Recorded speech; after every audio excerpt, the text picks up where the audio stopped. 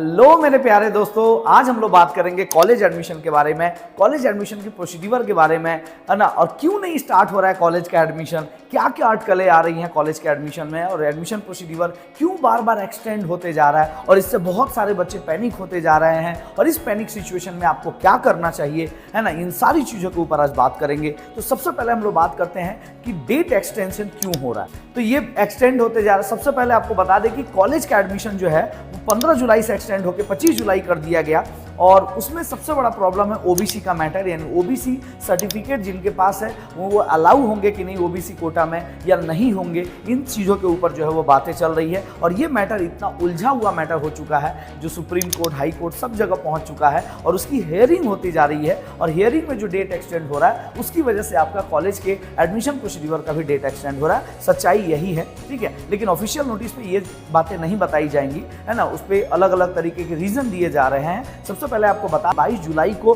बहुत important hearing होने वाली है, ठीक है। तो आज का मैटर जो है वो बहुत इंपॉर्टेंट है। इसके बाद सेकंड जो हियरिंग होने वाली है 24 जुलाई को, जो को फर्दर हियरिंग होगी, जो कि एविडेंस, लीगल डॉक्यूमेंट और कंप्लायंस के ऊपर होने वाली है। तो 24 जुलाई का डेट भी बहुत इंपॉर्टेंट होने वाला है, और इसके बाद 29 जुलाई को है, और फिर 31 जुलाई को है। तो ये 4 डेट बहुत इंपॉर्टेंट होने वाले हैं, और इससे पूरा का पूरा डिपेंड करेगा आपका कॉलेज एडमिशन के प्रोसीड्यूर के ऊपर। अगर वहाँ कुछ भी चेंजेज आता है ना, और कुछ भी चीज़ें अगर सही ढंग से नहीं डिस्कशन हो के सही डिसीजन नहीं आता है, तो पक्की बात है कि फिर से एक्सटेंशन हो सकता है, ठीक है। हम ये नहीं बोलें कि एक्सटेंड होगा, लेकिन मे भी एक्सटेंशन हो सकता है। लेकिन इसमें किसी का दोष नहीं है और किसी का कंट्रोल भी नहीं है। बहुत सारे यूट्यूबर और बहुत सारे टीचरों को हमने देखा कि वो लोग जो है वो ट्रोल कर रहे हैं यूनिवर्सिटी को, एजुकेशन डिपार्टमेंट को, वेस्ट बंगाल गवर्नमेंट को। लेकिन ये चीज़ें इतनी ज़्यादा पेचीदा है कि इसमें किसी का दोष नहीं है और किसी का कंट्रोल भी नहीं है। हाँ, लेकिन इतना जरूर बोलेंगे कि हमारे स्टूडेंट का लाइफ और उनका टाइम खराब हो रहा है, समय बर्बाद हो रहा है,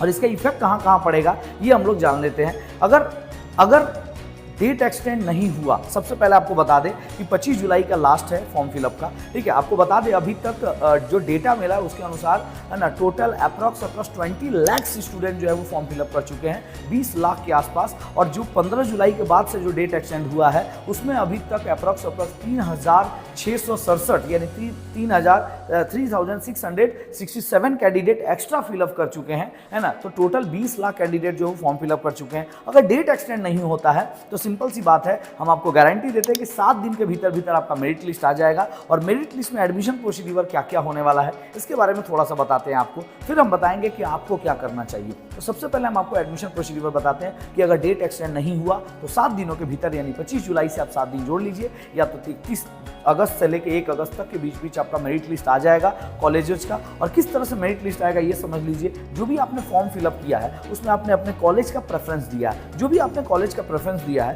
वहाँ पे आपके किसी न किसी कॉलेज के सामने जो है वो प्रेफरेंस दिखाएगा, फर्स्ट प्रेफरेंस, और वहाँ सीट अलॉट दिखाएगा, यानी आपको वो सीट अलॉट कर दिया गया है उस कॉलेज में। अगर आप चाहें तो उस कॉलेज में एडमिशन ले सकते हैं। कांग्रेचुलेशन का एक मैसेज आएगा आपके पास, और वो सीट अलॉटेड शो करेगा, ग्रीन कलर से ब्लिंक करेगा। वहाँ पे आप क्लिक करके प्रोसेस को प्रोसीड कर सकते हैं। अगर आगे आप जाएंगे तो वहाँ पे आपको जो है वो शो करेगा टेक एडमिशन। याद रखेंगे, ब्लू कलर का एक नोटिफिकेशन होगा जहाँ पे एक बटन होगा जहाँ पे टेक एडमिशन का प्रोसीड्यूर दिखाएगा, और जैसे ही टेक एडमिशन पे क्लिक करेंगे तो पेमेंट का प्रोसीड्यूर खुलेगा, और पेमेंट करके आप अपना कॉलेज में एडमिशन करवा सकते हैं। और उसके साथ ऐसा नहीं है कि एडमिशन कराते ही आपका कॉलेज में क्लास में एडमिशन हो गया, नेक्स्ट दिन से क्लास चालू हो गया। इसके अलावा भी अदर प्रोसीड्यूर होते हैं, बहुत सारे डॉक्यूमेंटेशन होते हैं, वेरिफिकेशन होता है, काउंसलिंग होता है, और ये सब करते करते टोटल मेरे को लगता है अप्रॉक्स पूरा का पूरा अगस्त जा सकता है। लेकिन हम बार बार बोल रहे हैं अगर 25 तारीख का डेट एक्सटेंड नहीं हुआ तो, अगर एक्सटेंड हो गया तो और भी लेट हो सकता है, ठीक है।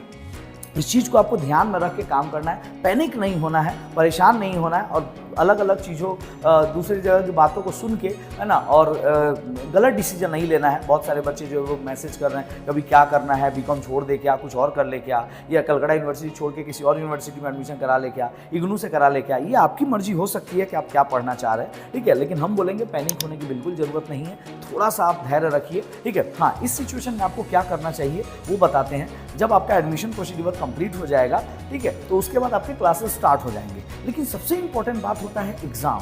क्योंकि आपका बीकॉम फर्स्ट सेमेस्टर में सीसीएफ वाले रूल्स के अनुसार जो है वो आप सेमेस्टर सिस्टम में है, और सेमेस्टर सिस्टम कहने का मतलब है कि आपका 6 महीने पे एग्जाम होगा, और 6 महीने के हिसाब से अगर जोड़े तो दिसंबर में एग्जाम होना चाहिए और जून में एग्जाम होना चाहिए। कलकत्ता यूनिवर्सिटी का जो स्टार्टिंग में जो नोटिफिकेशन आया था, स्टार्टिंग में जब सिलेबस चेंज हुआ था, उस समय के नोटिफिकेशन के अनुसार पहला एग्जाम दिसंबर में यानी फर्स्ट सेमेस्टर का, और सेकंड सेमेस्टर का एग्जाम ऑब्वियसली कब होना चाहिए, जून में।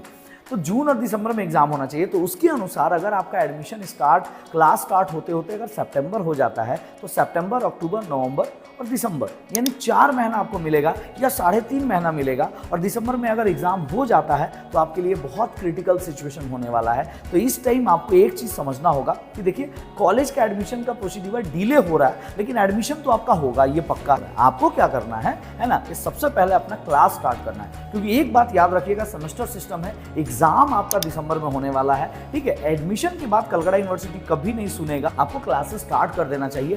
कोई जरूरी नहीं है कि आप हमारे यहाँ क्लास स्टार्ट करें, कहीं भी आप पढ़िए, लेकिन पढ़ाई स्टार्ट करिए। फर्स्ट सेमेस्टर का बीकॉम का ऑनर्स लेना चाहते हैं, ऑनर्स का स्टार्ट कर दीजिए, जनरल का कोई ज्यादा फर्क नहीं है। अप एंड डाउन जो लेवल है, चैप्टर सारे सेम ही। क्लासेस आपको स्टार्ट करना चाहिए, और हम लोग भी क्लासेस स्टार्ट कर चुके हैं, ठीक है। बीकॉम फर्स्ट सेमेस्टर का ऑलरेडी हम लोगों ने 2 चैप्टर कंप्लीट भी कर चुका है, लेकिन फिर भी एक नया बैच और नया कोर्स हम लोग लॉन्च किए हैं, जो कि जीत एजुकेशन मोबाइल ऐप्स में आपको स्टोर सेक्शन में जाके बीकॉम फर्स्ट सेमेस्टर का बैच आप परचेज करके घर बैठे अपना क्लासेस जो स्टार्ट कर सकते हैं। बहुत ही सस्ते प्राइस पे हम लोग जो है वो कोर्स को लॉन्च किए हैं। तो आशा करते हैं कि आपके सारे डाउट्स क्लियर हो गए होंगे। ये वीडियो बहुत इंपॉर्टेंट है, तो अपने सारे दोस्तों के साथ शेयर करिए, ताकि वो लोग भी जो लोग पैनिक हो रहे हैं उनको चीजें समझ में आए, मैटर समझ में आए, और उसके अकॉर्डिंगली वो लोग डिसीजन ले सके। तो मिलते हैं नेक्स्ट वीडियो में, तब तक के लिए बहुत बहुत धन्यवाद। Thank you.